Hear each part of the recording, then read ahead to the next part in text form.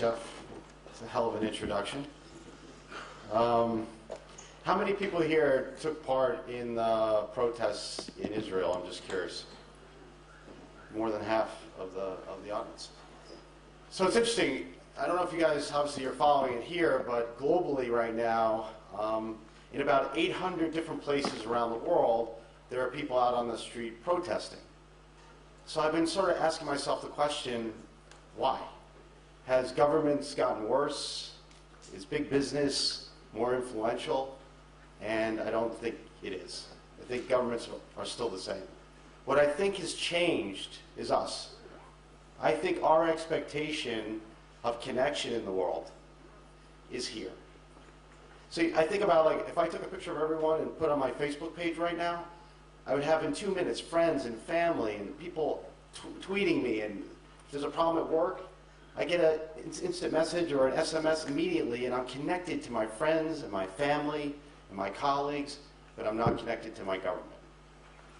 So it's interesting, about 2 weeks ago, I was reading an article in the New York Times, and the scientist went out and she took a group of children and a group of chimpanzees, and she put them in a room, and she had them do tasks. And what she found, about 80% of the time, the kids would work together to complete a task.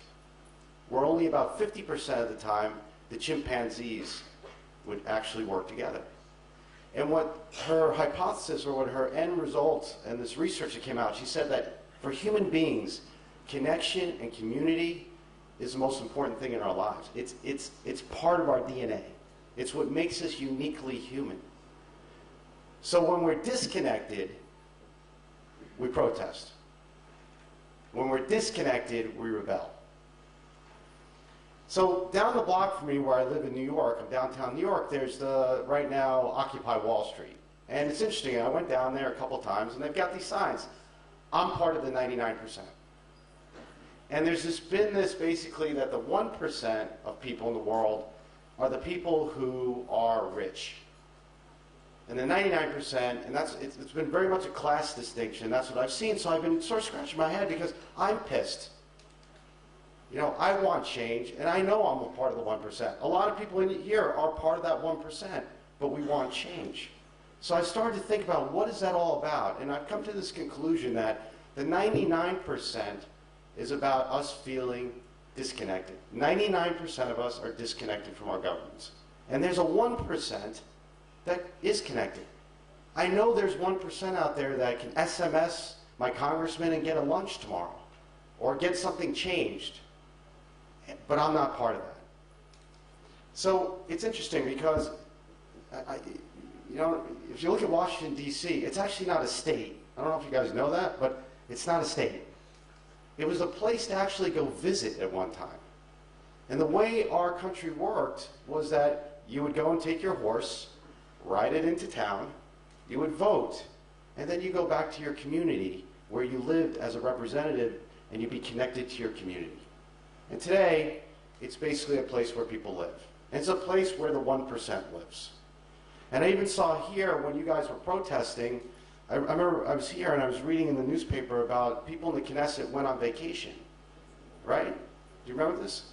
Well, that pissed you off, right? It's like, how disconnected are you from us? We're out here in tents. There's 600,000, 10% of the population is out here protesting, and you're going on vacation? I even think about our countries. Think of the state of Israel. It was formed out of being disconnected. There were people during the war, after the war, that were disconnected from their homes, from their families, and you formed a country to get that connection back. You formed a country to get that community back. Even in the United States, we fought because we had a government that was so far away from us, they were so disconnected from us that we fought and we died, and we created a country out of it. So it's interesting because I think about, what's our global demand now? What is our global demand? Because this is a global demand that's being made. So I think our global demand now is we want direct and meaningful connection with our government. We want a direct democracy. And I think about it, and I've been thinking about this, the voting process. Like, I want to be able to vote without representation. I mean, do you guys, I have one of these, right? How many people have one of these? And I think about, we could vote with this thing.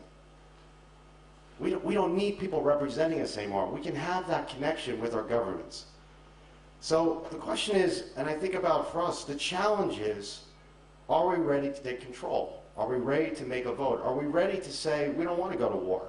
And as a society, as a community, we vote that in. So I really feel like we're on the edge of something, and I've been studying connection with my company for 2 years. I mean, I've actually brought it to my company and flattened the organization, and I see the power of it. And I think about the kind of change, meaningful change it can make in the world. And I just hope that right now it seems like we're on the verge of trying to do the same things in our countries. So with that, I look forward to getting meaningfully connected, and I hope that we can build a greater sense of community. So, thank you.